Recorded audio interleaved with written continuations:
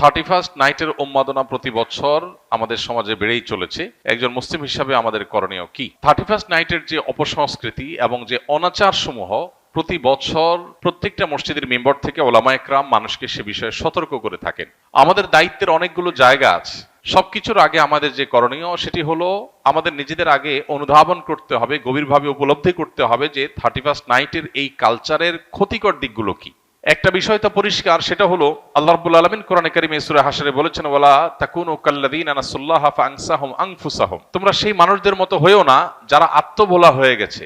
নিজের গন্তব্য, নিজের পরিণতি, পরিণাম, নিজের আত্মপরিচয় এগুলো যারা ভুলে গেছে, যারা উন্মাদনায় গা ভাসিয়ে দিয়েছে, যারা ভোগবাদে ডুবে গেছে, ডুবে গিয়ে তারা নিজেদের আল্লাহকে ভুলে বসে আছে। তো এই মানুষগুলোর মতো তোমরা হয়েও না। যারা আল্লাহকে ভুলে বসে থাকে, গাফেল হয়ে যায়, সে মানুষগুলো তাদেরকে আল্লাহ তাআলা আত্মভোলা করে দেয়। নিজের ভালো মন্দ সে বুঝে না, নিজের ধ্বংস নিজে ডেকে আনে। এই সমস্ত অপসংস্কৃতির মধ্যে যারা হাবুডুবু খাচ্ছে, সেই তারুণ্যকে বিশেষ করে বলতে চাই, তারা আল্লাহকে ভুলে গেছেন। আল্লাহর স্মরণ যদি কারোর থাকে, আল্লাহর প্রতি বিশ্বাস যদি কারোর থাকে, আল্লাহর চিন্তা যদি কারোর মধ্যে জাগরুক থাকে, তাহলে সে কখনো আত্মভোলা হয় না। তার ভালো মন্দ সে বুঝে। মানুষ নিজের ধ্বংস নিজে ডেকে আনে তখনই যখন সে আল্লাহকে ভুলে যায়। আল্লাহ বলেছেন, সে আল্লাহ ভোলা মানুষের মতো হয়েও না যারা আল্লাহ ভোলা হওয়ার কারণে আল্লাহ তাদেরকে নিজেদের ব্যাপারে আত্মভোলা করে দেয়।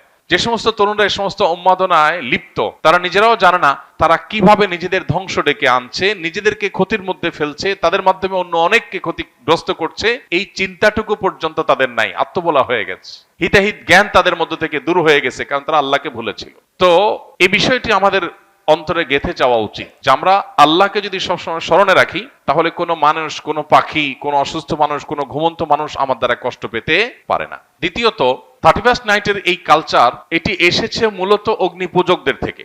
অগ্নিপূজক বা প্রকৃতি পূজারী যারা ছিল, সেই পেগানদের মধ্যে একটা ধারণা ছিল বছরের প্রথম দিনের প্রথম মুহূর্তকে আনন্দ, উৎসব, হই হুল্লোড়, ভালো মন্দ খেয়ে কাটালে সারা বছর ভালো থাকা যায়। এই বিশ্বাসটা কি কোনো বৈজ্ঞানিক বিশ্বাস, বিজ্ঞান ভিত্তিক বিশ্বাস? এটা নিছকই কুসংস্কারাচ্ছন্ন বিশ্বাস। বছরের প্রথম দিন, প্রথম ক্ষণ ভালো খেলে, যদি ভালো কিছু ভোগ উপভোগের মধ্যে থাকলে যদি সারা বছর ভালো থাকা যায়, তাহলে প্রতিদিন সকালবেলা মানুষ ভালো খাইলে সারাদিন ভালো থাকবে।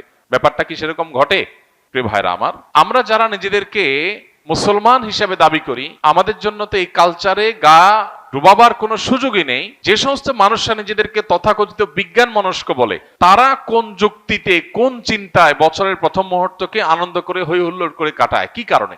কোনো যৌক্তিক কারণ ছাড়া কেউ যদি হাসে, যৌক্তিক কোনো কারণ ছাড়া যদি কেউ কাঁদে, তাহলে তাকে আমরা বলি পাগল বা অসুস্থ, বিকৃত মস্তিষ্ক। হঠাৎ করে বছরের 365 রাতের মধ্যে একটি রাতে এসে 12টা 1 মিনিট আপনি আনন্দ করছেন, হই হুল্লোড় করছেন, আতশবাজি করছেন, পটকা ফুটাচ্ছেন, 12টা 1 মিনিট হওয়ার সাথে সাথে লাফালাফি শুরু করছেন। কারণটা কি? কি এমন হয়েছে যে আপনি লাফালাফি করছেন? অথচ তেমন কিছু হয়নি। হ্যাঁ, একটা নতুন বছর শুরু হয়েছে। এই বছরটা খ্রিস্টীয় বর্ষ, খ্রিস্টানদের ধর্ম সংশ্লিষ্ট একটা বছর শুরু হয়েছে। তো তাতে আপনার এত খুশি হওয়ার কি আছে? যদি বলেন যে নতুন বছর হলে আনন্দ উল্লাস করতে হয়, তো নতুন বছর তো আরো আছে, এটাতেই কেন শুধু আনন্দ উল্লাস করেন? তাছাড়া যার আগমন আপনার আনন্দের কারণ হয়, তার বিদায় তো বেদনার কারণ হওয়ার কথা। যে মুহূর্তকে ওয়েলকাম করে আপনি আনন্দিত হচ্ছেন, উল্লাস করছেন, সেটি নতুন একটি বছরের একটি মুহূর্ত। সেটা যদি আপনার আনন্দের কারণ হয়, তাহলে তার এক মুহূর্ত আগেই তো আরেকটি বছরের বিদায় ঘটেছে, তখন তো আপনি কাঁদেননি। যে আসলে আপনি খুশি হয়ে যাচ্ছেন, তার বিদায় তো আপনার ব্যতীত হওয়ার কথা, কিন্তু সেটা তো হচ্ছেন না। তাহলে বোঝা গেল এটা একটা অযৌক্তিক উৎসব, যে উৎসবের পেছনে কোনো লজিক্যাল গ্রাউন্ড নাই, কোনো যৌক্তিকতা নাই, হাসির কোনো কারণ নাই। এই উন্মাদনা, এটা কুসংস্কারাচ্ছন্ন বিশ্বাস থেকে আসছে। এই চিন্তা, এই ভাবনা আমাদের নিজেদেরকে আগে ভালো করে রপ্ত করতে হবে, এরপর আমাদের তরুণদেরকে বোঝাতে হবে। এরপরে যে বিষয়টি আমাদের লক্ষ্য করা দরকার, সেটি হলো আমরা প্রতি বছর দেখি এই আতশবাজির ফলে আমাদের সমাজে মানুষের জীবনের নিরাপত্তা এটা হুমকিতে পড়ে, স্বাস্থ্য ঝুঁকি তৈরি হয়, পরিবেশ বিপর্যস্ত হয়, তরুণদের মধ্যে ভোগবাদের উন্মাদনা তৈরি হয়, নীতি নৈতিকতা, আখলাক এটার অবক্ষয় ঘটে। এই সবগুলো বিষয় এই একটি অপসংস্কৃতির মধ্যে আছে। অন্য কোনো অপসংস্কৃতির একটার মধ্যে এত খারাপ দিক নাই। গত কয়েক বছর আগে প্লাস্টিকের কারখানায় আতশবাজির আগুন লাগার কারণে একজন নারী উদ্যোক্তা নিঃস্ব হয়েছেন, সব গণমাধ্যমে সংবাদ হয়েছে, কিন্তু আতশবাজি থামেনি। একটি শিশু মায়ের কোলে আতশবাজির বিকট আওয়াজে হার্ট অ্যাটাকে মৃত্যুবরণ করে তিনি, তার ঘটনাটি আদালত পর্যন্ত গিয়েছে, কিন্তু আতশবাজির এই উন্মাদনা এখনো থামেনি। এরকম না জানা বহু ঘটনা ঘটছে। প্রতি বছর আমরা দেখতে পাই বিভিন্ন ভিডিও ফুটেজে যে বিভিন্ন জায়গায় অসংখ্য পাখি মরে পড়ে আছে। কারণ আতশবাজির যে ধোঁয়া, এই ধোঁয়া এতটা বিষাক্ত যে এ বিষয়ে বিশেষজ্ঞগণ বলেন যে পার্টিকুলেট ম্যাটারের পরিমাণ আকাশে সাধারণত যা থাকে তার চেয়ে কয়েক গুণ বেড়ে যায় আতশবাজির আগুনের ফলে। এর কারণে বৃদ্ধ, শিশু, শ্বাসকষ্টে ভোগা রোগীরা যারা আছেন, এটা তাদের জন্য অনেকটা নীরব ঘাতকের মতো ভূমিকা আসে এবং তাদের জীবনকে ধ্বংসের দিকে নিয়ে যায়। ঠিক একইভাবে এই বিকট আওয়াজের কারণে মানুষের কানের যে সহ্য ক্ষমতা আছে সেটার চাইতে বেশ খানিকটা বেশি আওয়াজ তৈরি হওয়ার কারণে এর ফলে মানুষের হার্ট অ্যাটাকের সম্ভাবনা তৈরি হয়, অসুস্থ মানুষদের আরো অসুস্থ হওয়ার, মৃত্যুর মুখে ঢলে পড়ার আশঙ্কা তৈরি হয়। পশু পাখি, বিশেষ করে ছোট ছোট পাখিগুলো যেগুলো আছে সেগুলো মৃত্যুর কারণ হয় হার্ট অ্যাটাকের কারণে।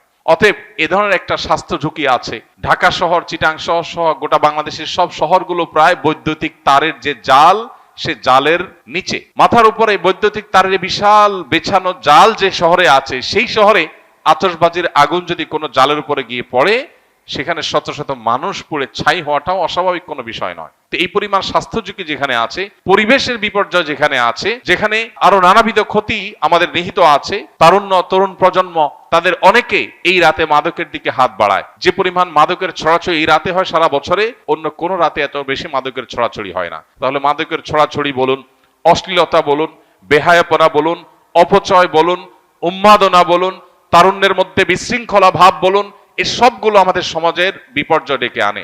এই একটা অনাচারের পেছনে এতগুলো বিপর্যয় যখন আছে, সামাজিকভাবে আমাদের কর্তব্য হলো এগুলোর বিরুদ্ধে প্রতিরোধ গড়ে তোলা। আমি আইন হাতে তুলে নিতে কাউকে বলছি না। আমি বলছি যে আইন শৃঙ্খলা রক্ষাকারী বাহিনী প্রতি বছর নিষেধাজ্ঞা আরোপ করে, কোনো প্রকার পটকা যেন না ফুটানো হয়, আতশবাজি যেন না করা হয়, কিন্তু কে শুনে কার কথা?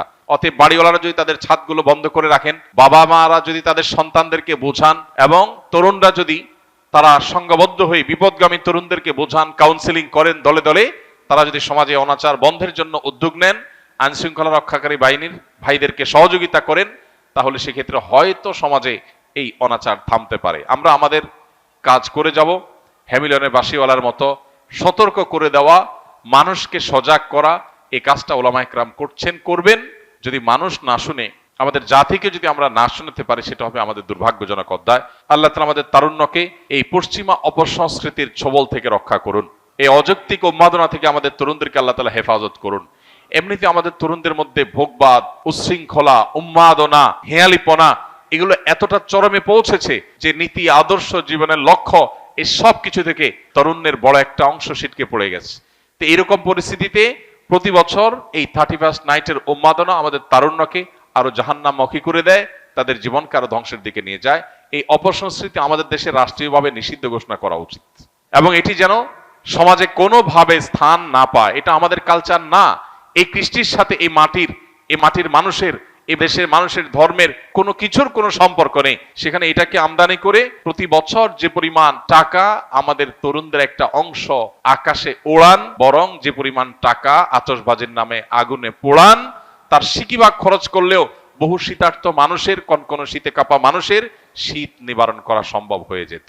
দুর্ভাগ্য আমাদের যে আমরা আনন্দ করবার জন্য আকাশে টাকা পোড়াচ্ছি, এবং সেটার পেছনে যৌক্তিক কোনো গ্রাউন্ড নেই। কেন পোড়াচ্ছি, কেন হাসি করছি, কেন আমি উৎসব করছি, কেন হই হুল্লোড় করছি, সেটা আমি জানি না। গভীর রাতে যখন বহু মানুষ শুয়ে আছে, বিকট আওয়াজে গোটা শহরকে প্রকম্পিত করা, আর যা হোক, কোনো কমন সেন্স থাকা, ন্যূনতম দায়িত্বশীলতা, দায়িত্ববোধ থাকা কোনো যুবকের কাজ হতে পারে না।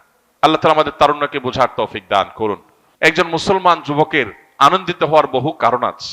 আপনি 31st নাইটের এই উন্মাদনার জন্য যে টাকা ব্যয় করে আনন্দিত হচ্ছেন, আমি জানি আপনি কিছু আনন্দ হয়তো পাচ্ছেন, কিন্তু আপনার এই বাজেট, এই সময়, এই শ্রম ব্যয় করে কিছু বন্ধুরা মিলে যদি পথের ধারে শুয়ে থাকা শীতার্ত মানুষদের কিছু গরম খাবার, গরম কাপড়, পোশাক যদি তাদেরকে উপহার দেন, তাহলে আপনার মধ্যে ওই আতশবাজির চাইতে অনেক বেশি আনন্দ বয়ে যাবে, আপনি অনেক বেশি মানসিক সুখ পাবেন। আল্লাহ আমাদেরকে বোঝার তৌফিক দান করুন। এই অপসংস্কৃতির ছোবল থেকে আমাদের সমাজকে আল্লাহ তাআলা